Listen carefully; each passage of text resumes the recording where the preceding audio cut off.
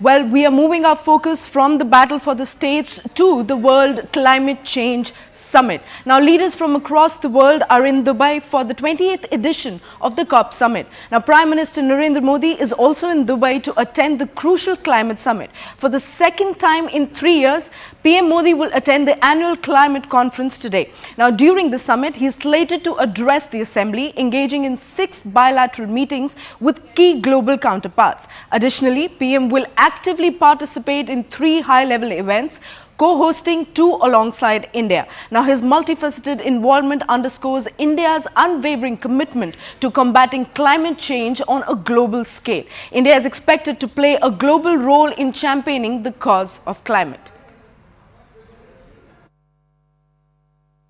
In terms of Prime Minister's participation at the COP28, Honorable Prime Minister will deliver his address at the opening session of the World Climate Action Summit. Besides his address to the COP28, Prime Minister will also be participating in 3 high-level side events, of which 2 are being co-hosted by India. The first high-level event, which is being co-hosted by India and the UAE, is the launch of Green Credits Initiative.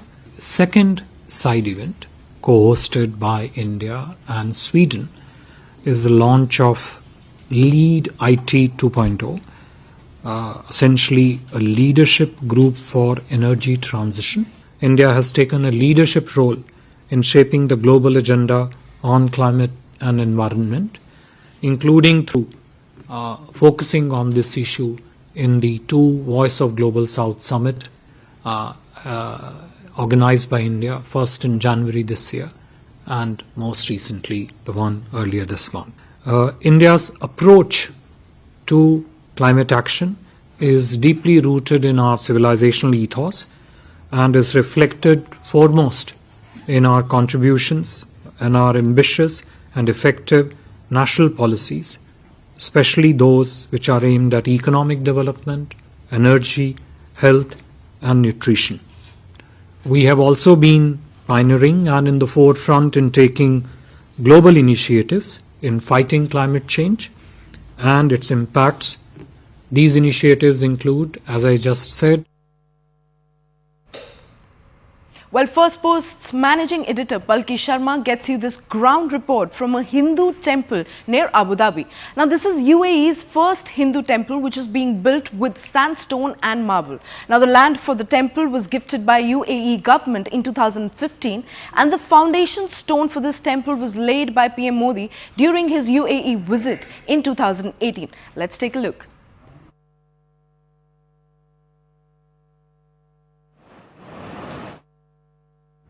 Imagine the deserts of Dubai and Abu Dhabi. You may see sand dunes or camels or palm trees. But what is the last thing you expect to see? What about a sprawling Hindu temple around 108 feet tall? It wouldn't be a first guess. But just outside Abu Dhabi, that's what you will see. The BAPS Hindu Mandir is the first stone temple in this country, in the UAE. It will also be the biggest in West Asia. At an estimated cost of 700 crore rupees, this temple is an architectural marvel. And who is building it? Also, how did the rulers of this country allow it? We visited the temple today to find out. Take a look. We are 50 kilometers outside Abu Dhabi. The terrain is slowly changing character. The urban jungle is giving way to the rugged desert. At this point, our destination comes into view. It's a lot to take in at first glance. Dozens of scaffoldings, workers lugging things around, artisans hard at work. But through the bustle and confusion, the structure's identity is clear. Anyone who's grown up in India will tell you that's a Hindu temple. And not just any temple, the biggest one in the country, the BAPS Hindu Mandir in Abu Dhabi. A symbol of harmony between 2 civilizations and friendship between 2 countries. It's a story that dates back to 2015. That's when Prime Minister Modi visited the UAE. And back then, the Emirati president gifted him land, more than 17 acres of land on the Dubai-Abu Dhabi highway. 2 years later, Prime Minister Modi visited again for the laying of the foundation stone, and since then, work has been on here. And it's impressive work. The temple uses pink sandstone and marbles. The designs are inspired by Vedic architecture and sculptures. See these carvings and statues? Many of them were made by artisans in India. Once completed, they were shipped here. It's a massive logistical undertaking. The temple is expected to be 108 feet tall.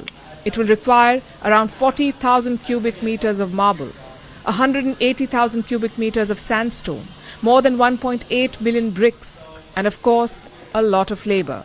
Some 400,000 man-hours until now. I'm guessing many more until the inauguration in February next year. The design is Indian, the carvings and sculptures are Indian, but this temple is also a nod to its location, the UAE. You see the spire behind me. There are 7 of those. 7 are part of the design, one for each emirate of the UAE, like Abu Dhabi, Dubai and Sharjah. So this is not about planting a new culture in the middle of the desert. It's about a cultural exchange and intermingling, something that India and the Arab world have a history of. So who's building this temple? A Hindu sect called BAPS. They worship their founder Swaminarayan as an avatar of Krishna. BAPS has built around 1,100 Hindu temples around the world. You may know some of them, like the Akshardham in New Delhi or the newly inaugurated temple in New Jersey. It's the largest Hindu temple outside Asia. These temples are not just places of worship, they build a community around them. The plan here is to make classrooms, exhibition centers and play areas. More than 50,000 people of all castes, creed, even religion, they have come and laid a brick to be a part of this historic and iconic mandir. It's the first temple in this part of the region in the history of humanity. And when the entire Hindu community and India as a country is coming together, it's more than that. It's bringing everyone together. It's a signal to the world that we can coexist, we can live with respect and love, and more importantly, harmony is the only future we have. It's a proud moment for the Indian community here. Indian expatriates make up 30% of the UAE's population. The Hindu community makes up around 10% of it. They did have small temples where they would go and offer prayers, but this sprawling complex is more than a place of worship. It's the UAE's way of making them feel at home and welcome. Many high-profile visitors have been here already. India's Foreign Minister S. Jaishankar visited last year. So have many Bollywood celebrities. They were all bowled over by this architectural marvel rising from the desert. So when can you visit this temple for prayers? Well, the inauguration is slated for February next year. It's supposed to be a massive event. The temple authorities are calling it the Festival of Harmony. It will begin on the 10th of February with participation from the local Indian community. The opening itself is on the 14th of February, a grand 2-hour-long ceremony. But for now, it's time to head back. When we first saw this temple from a distance, it looked out of place, a glitch in this desert ecosystem. But after spending time here, after studying the backstory and the project mission, one thing is clear. This temple may look out of place, but it's exactly where it should be, standing as a symbol of cooperation and harmony between two very different countries and cultures. Thousands of delegates from across the world will descend on this building. Hundreds are already pouring in. These are world leaders, religious leaders, activists, corporate bigwigs. US and China are the 2 biggest polluters on this planet, and their presidents are a no-show. Rich countries are in no hurry to fund climate action. Expectations are low at this COP summit, which is ironic because their job is to literally save the world.